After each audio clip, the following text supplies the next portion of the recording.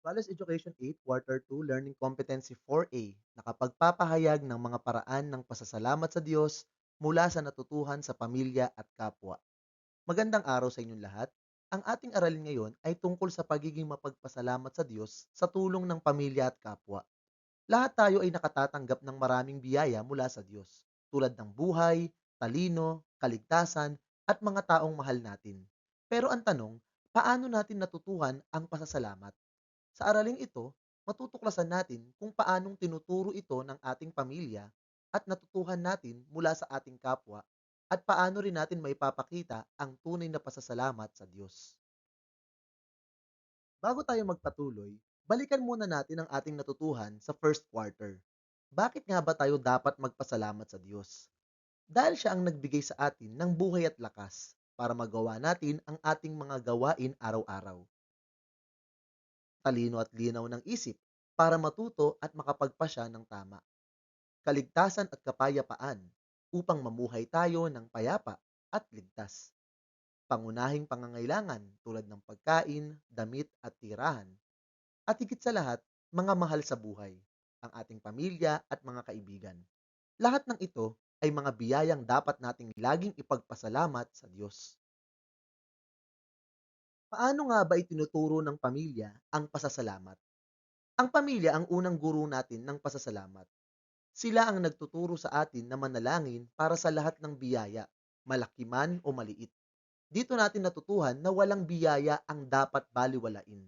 Ikalawa, tinuturuan nila tayo ng pahalagahan at ingatan ang mga bagay na mayroon tayo, kahit gaano man ito kasimple.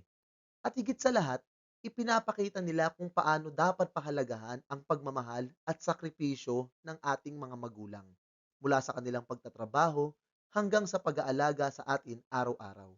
Dahil sa mga aral na ito, natututo tayong maging mapagpasalamat hindi lang sa pamilya, kundi higit sa Diyos na pinagmumulan ng lahat.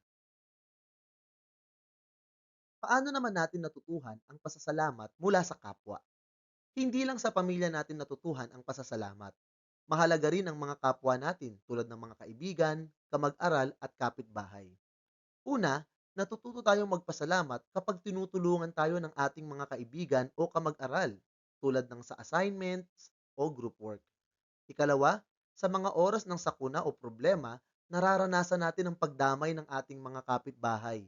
At dito natin naiintindihan ang halaga ng tunay na malasakit.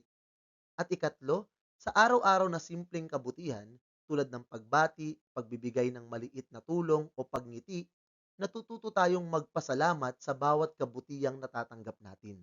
Sa pamamagitan ng ating kapwa, napapalalim ang ating pag-unawa na ang pasasalamat ay dapat ipinapakita sa lahat, hindi lamang sa ating pamilya o kapwa, kundi higit sa lahat sa ating Diyos. Ngayon nakita na natin kung paano tayo tinuturuan ng pamilya at kapwa tungkol sa pasasalamat. Pero ang mas mahalaga, paano nga ba natin ito naipapakita bilang tugon sa Diyos? Narito ang 5 paraan na nagpapakita ng pasasalamat. Susuriin natin isa-isa kung paano ito nagiging bahagi ng ating pang-araw-araw na pamumuhay. Unang paraan ng pagpapakita ng pasasalamat ay ang pananalangin. Ang pananalangin ay hindi lamang paghingi ng tulong, kundi higit sa lahat, ito ay pagkilala na ang lahat ng bagay ay galing sa Diyos. Kapag tayo ay nananalangin bago o pagkatapos kumain, ipinapakita natin na kahit ang simpleng pagkain ay mahalagang biyaya. Sa ating araw-araw na pananalangin, natututo tayong kilalanin ang kabutihan ng Diyos sa mabuti man o masamang mga karanasan. Kaya't ang taong mapanalanginin ay laging mapagpasalamat. Pangalawang paraan ay ang pagtulong sa kapwa. Kapag tayo'y tumutulong, hindi lang ito kabutihang loob, kundi isang paraan ng pagsasabuhay ng pasasalamat.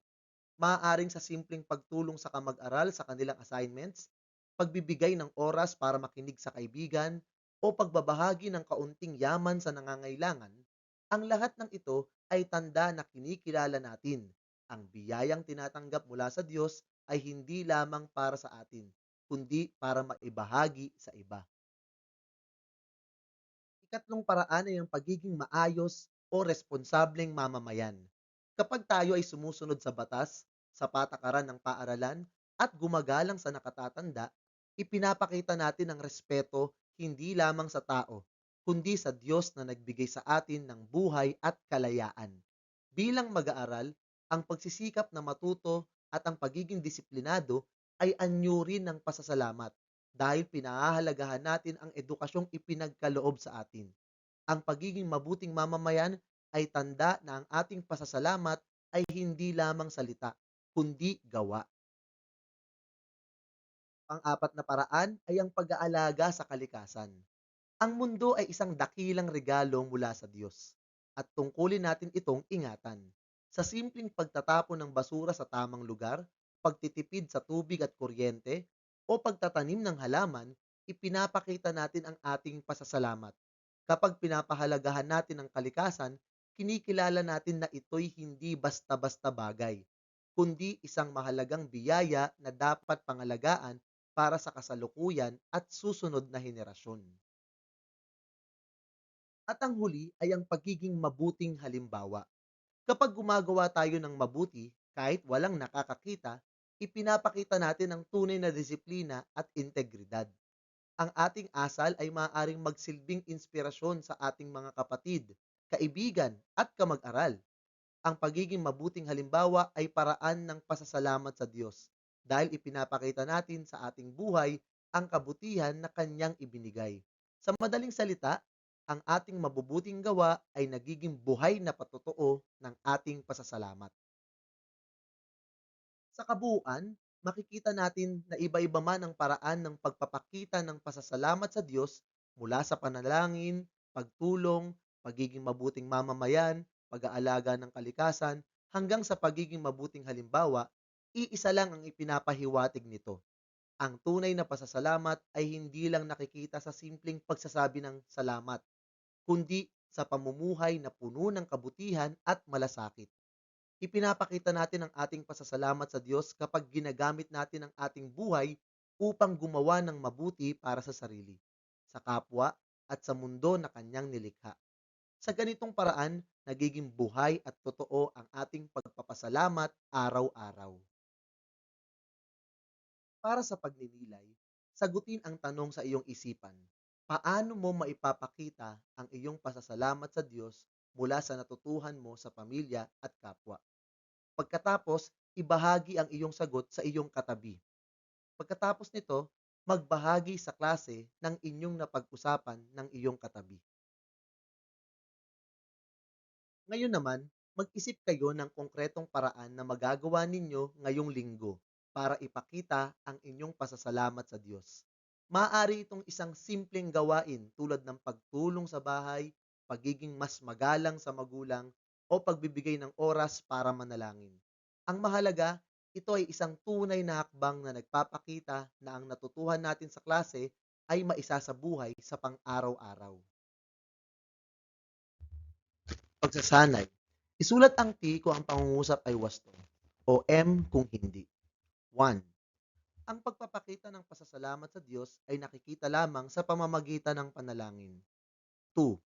Itinuturo ng pamilya ang pasasalamat sa pamamagitan ng simpleng paggamit ng salamat po.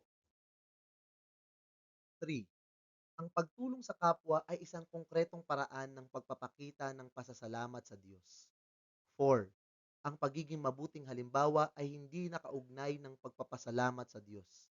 At 5, ang pag-aalaga sa kalikasan ay isang anyo ng pagkilala na ito ay biyaya mula sa Diyos.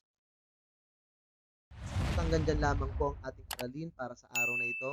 Sana po ay may natutuhan kayo. Salamat po sa panonood at pakikinig. Paalam!